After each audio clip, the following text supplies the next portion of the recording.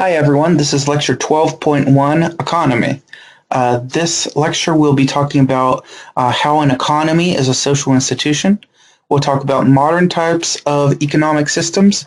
We will be talking about our economy, and we'll be talking about how we as humans cope with this thing we call work.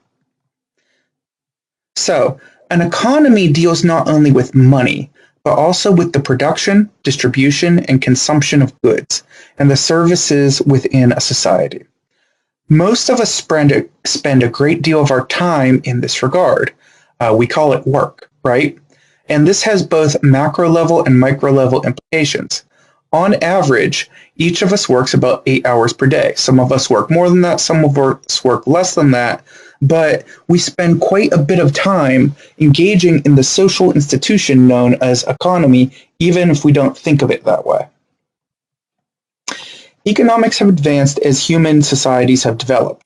So each type of civilization has its own type of economy, and each of those is going to have its own slide, so I'm just listing them here.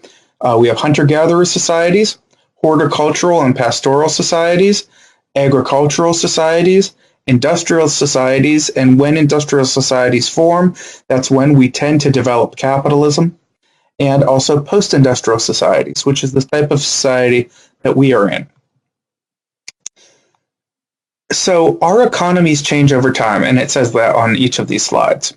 First, we had hunter-gatherer societies. In these societies, they gathered from the needs of the environment, and this economy is still found in isolated pockets around the world. This economy is the longest lasting present economy in human history. It has existed for about 350,000 years, which is as long as we modern humans have existed in the way that we are now. To put that into perspective, post-industrialism, the economy the way it is now, is less than 50 years old. So people were doing hunting and gathering for so thousands of times longer than the way we're doing stuff now, which really is wild if you think about it. Next, we had horticultural societies. So over time, some societies found that it was beneficial to them to not only gather from the environment through hunting and gathering berries and stuff like that, but also it was beneficial to have a little backup. So we developed horticultural societies and pastoral societies. Horticultural societies did a little bit of simple farming, very similar to what most of us call gardening now, right? So they would grow some yams or potatoes or something that they could save for a later date, so that in case things weren't going so well with hunting or gathering, then they would have that for extra. But they still did do some gathering, right? That's a thing to also remember about horticulture and pastoral societies. A pastoral society then, while horticultural focuses on gardening, a pastoral society focuses on herding livestock. So things like sheep and goats, maybe some cows, but that's pretty big for a pastoral society. Sheep, goats, and those sort of things are the more common thing in pastoral societies. And still with meat, that meat is still being kept to act as a buffer to save for later when the natural environment isn't so great. Then the agricultural revolution occurred, and this occurred about 6,000 years BCE, before the Common Era. The time when we commonly refer to as the birth of Christ. The agricultural revolution included social and economic changes, as well as population increases and increases in efficiency of food production. So when we learned how to farm on a large scale, we became capable of doing a lot of things. We became capable of accumulating food for multiple years, right? We became capable of specializing our productivity. So not everyone had to be a farmer anymore.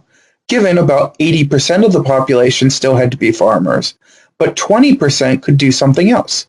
They could be potters, they could be shoemakers, they could be priests and politicians, they could be military people. Additionally, when that started happening, social inequality started to rise.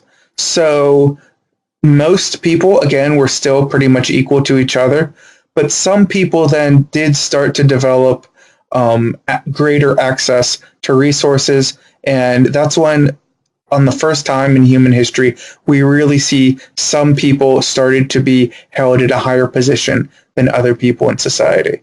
If you're interested in the implications of the agricultural revolution and are willing to read a book featuring a telepathic gorilla, the book Ishmael by Daniel Quinn explores these ideas in some very interesting ways. After the agricultural era ended, which was about a good 5,000 years, 8,000 years, depending on how you measure it, we had the Industrial Revolution, and this occurred in the late 1700s AD. This was accompanied by the mass production of goods, so products such as paper, clothing, almost everything, really, in our natural world. Everything in our human world that does not directly come from nature is now covered by the mass production of goods. We, as a society, don't have to make our own clothing by hand anymore, right? That is because of the mass production of goods. And this was caused by the assembly line. We started to make things in factories as we think of them today. We started to be able to use steam power and other types of energy that could use and produce electricity. We started to move into cities. And when we started to move into cities via urbanization, vast numbers of people migrated into cities in search of work. That is a new and different way for humans to be than previous eras. Prior to the modern era, most people lived in the countryside. Now, in the modern era, most people live in cities. And this, under the Industrial Revolution, was when industrial capitalism first started. When we started thinking of the reason why we produce things is not necessarily because people need them, but because we want to make money. That kind of mindset, that modern mindset, is something that didn't really exist so much before the Industrial Revolution. Post-industrialism, then, is the economy that we are in today. Post-industrialism focuses primarily on information and service. So those of us who are in the information industry, we focus on communications and use of technology, whether that be over the phone or the internet or something else. Service industry jobs then focus on ranging from doctors to fast food. What do I mean by that? There is a wide scope of service industry jobs, but most of them provide a service in one way or another. This can include working at McDonald's or be a dental technician or any number of things where you are providing something for somebody else. Yeah. Now let's talk about our economy a little more specifically. Before the Industrial Revolution, economic production took place in the household. This led to the birth of a thing known as the workplace, which, I mean, you know what I'm talking about when I talk about a workplace, but a farmer in the 1600s wouldn't be able to really perceive that sort of thing. The work that a farmer did was basically in their backyard, right? That's where the farmer's workplace was. The farmer would never dream of driving or traveling into a town every single day to do their work. It wouldn't make any sense. But this is something we do in the modern era because work is focused in cities, right, in industrial areas. And this workplace social construct has constructs that go with it that are weird, right? We have problems with coworkers, right? There are people that we're not related to, that we have no emotional tie to, that drive us crazy, and this can be very stressful. that sort of thing did not exist when everyone was working on the farm with their siblings, right? Sure, your brother might bother you or irritate you, but ultimately you had other social structures in place telling you, yes, but you have to love your brother. You've always been with your brother, right? We don't have those kind of issues, those kinds of structures in our workplaces with most people. So thus, we get these kind of trivial emotional hang-ups in many of our offices and workplaces. Now, in our post-industrial economy, many workers do service work, as I mentioned, which involves direct interaction with clients, customers, patients, or students by workers. That's really how we define service work, is interaction not only between the worker and their boss, but also between the worker and the customer and the boss. That kind of three-noded relationship is really what separates service work from, say, manufacturing work. Let's talk a little bit about how an individual worker copes with work then. So other workers in the post-industrial economy do knowledge work as opposed to service work, which includes jobs that involve working with information. So this may involve me, for example. I do a lot of knowledge work as a professor. I move around bits of code in the background of Blackboard that you don't necessarily see to make sure that this quiz lines up with this quiz and that those scores get to the right spot in my grade book, and you don't see the vast majority of the information that moves around in that way. But it still is something that needs to be done. That is a lot of the knowledge work component to my job. The service work component, to take it back to that idea, would be me interacting with you on discussion boards or answering questions you may have about a quiz or a grade or something like that. Which brings up another interesting point, is that most jobs in our post-industrial economy consist of both knowledge work and social work. Service work, I'm sorry. Now, Marx argued that when people lose control over their production and the conditions of their production, they become alienated and view work as a means to survive rather than rewarding activity. So Marx believed that workers were alienated from their work in four ways. First, they would be alienated from the product of their own labor. So the worker, say in a shoe factory, would be alienated from the shoe itself, right? The worker wouldn't really feel like they had anything much to do with the shoe, because what do? I just put the laces in. I don't have anything to do with the rest of the shoe. Then the worker over time would start to be alienated from their own productive activity. So after putting laces in 10,000 shoes, you don't care about the shoe anymore, and you don't care even about the motions of your body, right? And that's the result of extreme repetition. Then eventually the worker would be alienated from their fellow workers. So the solitude of working, if you've ever been on a factory floor, it's a very, very noisy place. And if someone's sitting right next to you, you might not be able to hear them talking to you, right? That is one way that the workers are alienated from their fellow workers. They don't pay attention to what's happening to the people around them. Thus, that creates social problems. And then finally, the worker, through all of those things, is alienated from their very human nature, right? Because we humans, we want to create, we want to communicate, we want to be part of our natural world. And because the situation of work can be so overbearing, that it forces us to be something other than a human. It turns us more into a part of a machine. It separates us from our human nature. And that's something Marx was very concerned with. Now, in dealing with work, individuals and groups cope with their working conditions through a number of resistance strategies. So these are defined as ways that workers express discontent with their working conditions and try to reclaim control of the conditions of their own labor. So if you are unhappy in the workplace, if you hate putting laces in shoes, but that's your job, or delivering pizza or working on a computer, what do you do about it? Well, there's a couple of things you could do. First thing people do often is make games out of work. So they may say, well, I bet I can lace so many shoes in an hour, right? It might have something very specifically to do with the job that you're doing.